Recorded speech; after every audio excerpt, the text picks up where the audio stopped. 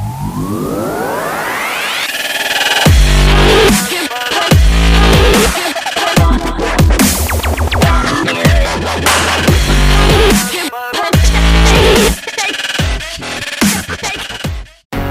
welcome back guys.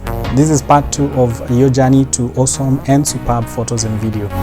Thank you to all who've been subscribing. Thank you to all who've watched this video.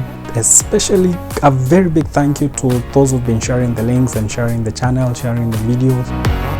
You guys are really helping me grow my reach and the reach of my audience, and that is fantastic.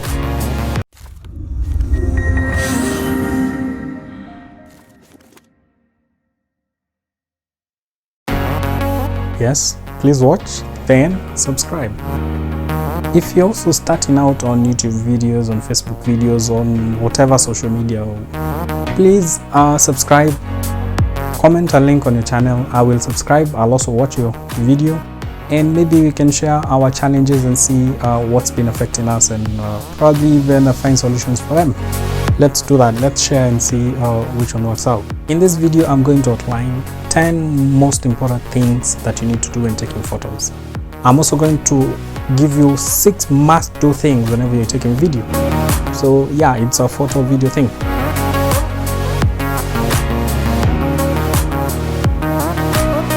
The first most important thing you need to do before you take any kind of photo, also before you take any kind of video: light, light, light. It's a basic of photography. You cannot do without light, and lighting is the most crucial thing that you need to look at. This is of course the biggest aspect of photography, so it's number 1 on the list. So the first thing before you take a photo, you need to look at where is the light coming from, and the most important thing is where the natural light is coming from. It can be from an overhead light like that one, or it can be from a window, from sunlight like that one, or it can be from another light just to actuate and give you a bit more clear lighting, like fighting the shadows from that light with that light. Once you know the direction and quality of the light, you've already done the first step, because that's the most important thing. Now, if the light is not diffused well, you're going to get shadows around the eyes. You may get shadows from the nose, from the eyebrows, as well as an overall dark face. I am going to talk about the light I'm using. I'm using a UFO Light. A UFO Light is an LED light that's a bit, how would I say, diffused. Diffused is where, you know, having just something bright in one direction, and light is just evenly shown upon the subject. The other thing you need to do is be sure to look at how the light is hitting your subject. What direction is the light coming from? Even just turning around really helps a lot. You just turn, just even when you take a photo in any direction and have a look at it. This is also a great way to get quick snaps of food or anything else you want a photo of. Stick it by a window, compose, shoot, easy. The number 2 most important thing that you need to know whenever you're taking photos is to know when not to use a flash. Unless there's no other option for light, that's when you can be able maybe to use flash, but then again you still get a crappy shot. While newer phones have color balance flashes that do a pretty good job, using existing light almost always is a better option.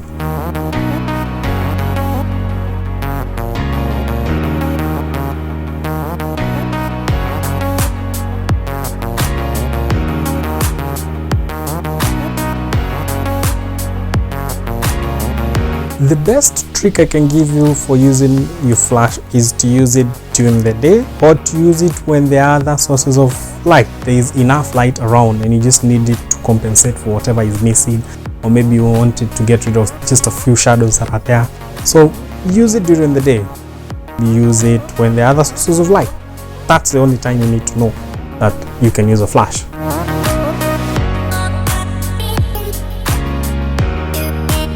The third most important thing that you need to know for you to take really nice, awesome shots, it's not always good to take a selfie. Yeah, you heard me right. It's not always good to take a selfie.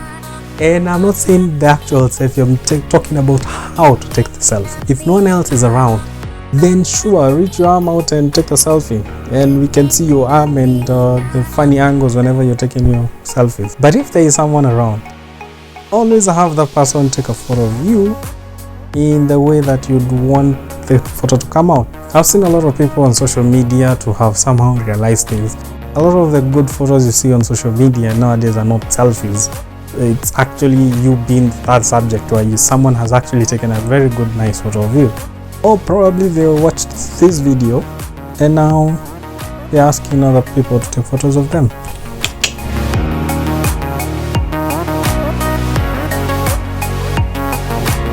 The fourth most important thing that you need to learn, and I think this needs to be in caps: don't zoom ever.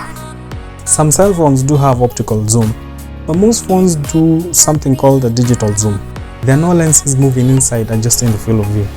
The only thing that is zooming is software cropping the image down to a smaller size, and from where you've taken the photo and cropping it down, that is the zooming they're talking about.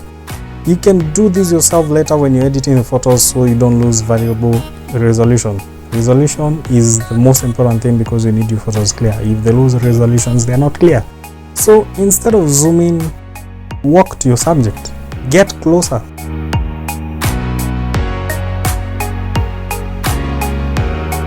So we are to my number 5 most important thing to taking great and amazing photos.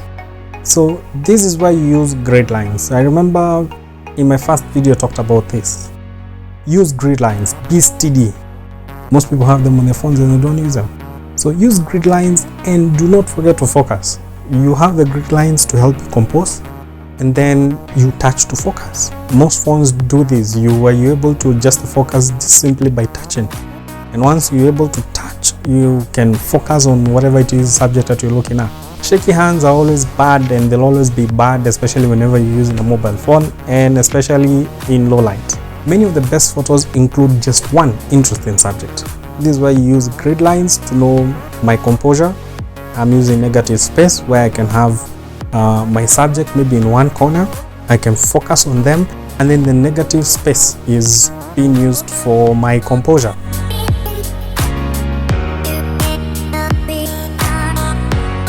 The 6th most important thing is something that most people have never tried, and maybe they have tried by mistake, but I really want to point it out now. It's adjusting your exposure manually.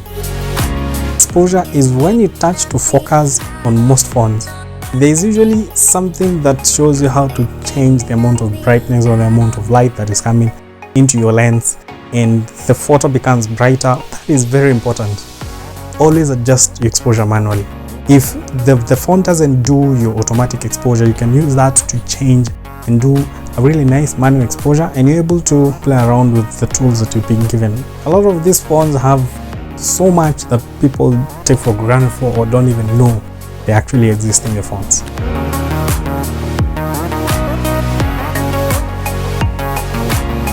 The 7th most important thing that you need to remember when you're taking your photos is the rules of composition. I remember I've just mentioned this when talking about focus, when talking about Gridlines, and it's very important because composure is what gives your photo the story that you want to tell. Even if these shots have been taken from a mobile phone, it doesn't mean that the basic rules of composure don't apply. They will always apply. Symmetry, leading lines, textures, and all other leading lines of composure. Something I'd really like to point out, you need to remember, it's not always about what you include in the image, but rather what you leave out. Find different perspectives. This is still on composure. Find different perspectives. Taking photos from a unique or unexpected angle can make your photo more memorable. It tends to create an illusion of height or an illusion of depth. It makes the image stand out.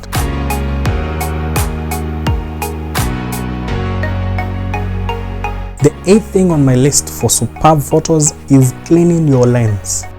A lot of people don't know this, but your lens really gets dirty from fingerprints, from oil, from foodstuff, from things that you just touch. I know there are people there who have waterproof phones where you kind of wash them. It's really nice washing your phone and it's clean and it's shiny, and you're looking at it and you're thinking, oh, it can be new again. No, it cannot be. But Yeah, I do that on my phone. You wash the phone, you clean it with soap, you rinse it, and it's very, very clean.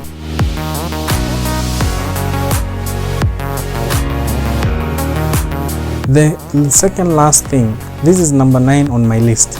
If you can edit. Yes, if you can edit. There are plenty of photo editing apps. You have Adobe Lightroom for mobile, you have Snapseed.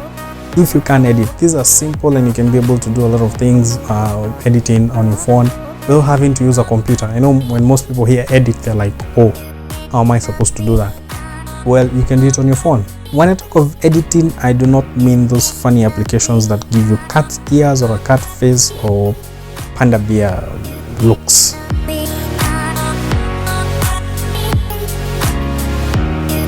The last thing on photography before we get to video is quality and quantity.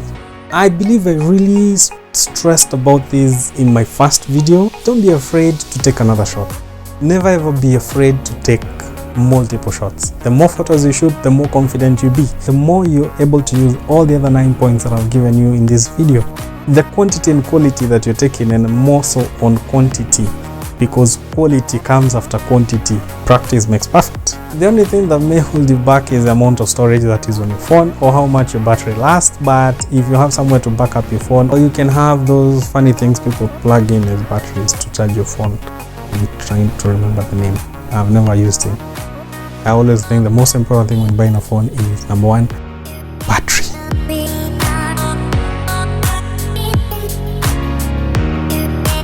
Now I'm going to give you 5 or 6 things on recording professional video with your smartphone. The first most important thing that is in caps, and I cannot stress this more: don't ever take portrait videos. Don't ever take vertical videos. Always shoot videos in landscape mode. Computer monitors, televisions, web browsers, they are all in landscape mode. Why would you take a video in portrait mode? You wouldn't expect to go to the cinema and watch a film or watch a music video on portrait mode, would you?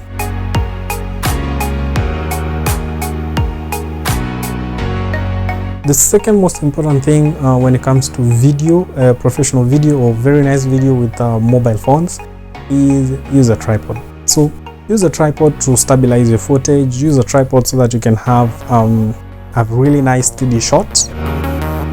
It's very important that your video is clear and anyone can see what it is that you're doing.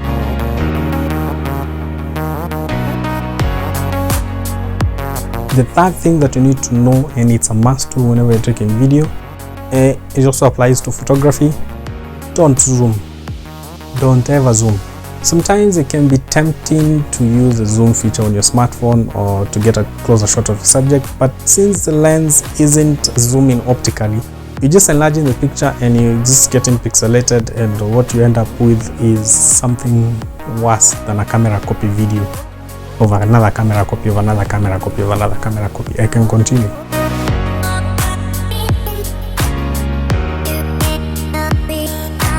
The fourth most important thing whenever you're taking videos or shooting videos and you want to do it professionally, or you just want really nice videos, is lighting. Both in photography and video, yes, it applies. Using a flash on a smartphone or digital camera to lighten your subject gives it that old VHS tape things that we used to watch way back. My favorite lighting source to use is free, accessible almost to everyone, and no one can use it and no one is going to charge you for it at any one point. It's called the sun. Natural lighting looks great in almost every instance.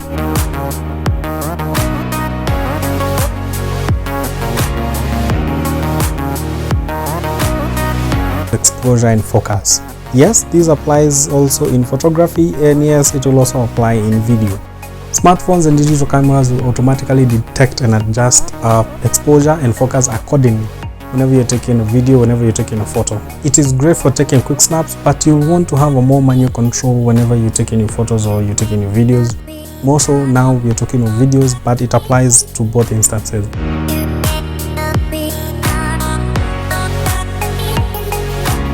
The sixth and last thing I want to talk about that's a must whenever you're taking video, and most people usually don't know how this is done, it's audio recording. Right now I'm doing my video using a mobile phone, so most of the time recording audio directly from the camera's inbuilt microphone will not suffice. This is what I'm going to use. I think you can be able to see. It's called a lapel mic. You can use an external microphone hooked to a computer to record audio, or a memo recorder. I prefer this because I'm able to work with Adobe Audition and I can be able to check my levels. I can also be able to edit it later in the way I want. I would then sync this captured audio to the video footage in the editing phase, which comes later on. For the people who really want to know how I edit my videos and how the kind of things that I do after, the kind of applications that I'm using, the PC I'm using, I'm going to post that in the description and you can be able to see what I'm using. For those that want to learn more, I think I can create a video later on how to do that. As you can see, most of the time when I'm talking to you, my eyes do that here. But the thing is that I have my laptop in front of me and it's doing something called auto scroll, or I created a teleprompter where I had a script. Remember, whenever you're doing YouTube videos or you're doing videos and you really want to talk about a subject or something for long, you cannot have all that in your head word for word. You'll have so many retakes and so many mistakes that maybe they may not help you later on, and this is why it helps to have a script. I didn't put this in my list because we've not yet gotten to where we're just talking about people who want to do YouTube videos. Thank you for watching. Hit like, subscribe, and most importantly, share.